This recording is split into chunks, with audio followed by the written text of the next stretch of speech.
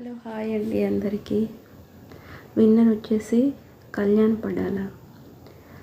ఎంతమంది ఎన్ని రకాలుగా టార్గెట్ చేసి లోపల బిగ్ బాస్ హోస్ట్, బయట సెలబ్రిటీస్, ఎక్స్ కంటెస్టెంట్స్, క్యాస్ట్, జవాన్ కార్డు ఇవన్నీ ఉపయోగించి ఒక అమ్మాయిని ఓడించడానికి ఇన్ని విధాలుగా ప్రయత్నాలు చేశారు. ఇది ఒక గెలుపేనా? బిగ్ బాస్ టీఆర్పీ కోసం ఒక అమ్మాయిని యూజ్ చేసుకున్నాడు. అనిపించట్లేదు?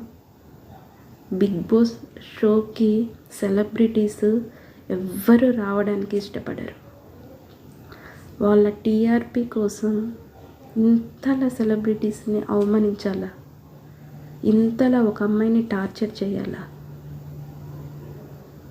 డైరెక్ట్గా విన్నర్ చేసుకోవచ్చు కదా. ఎనీవే, ఒక అమ్మాయి ఓడినా గెలిచినట్టే. ఫ్యాన్స్ మాత్రం ఎంతగానో నిల్చుంటారు.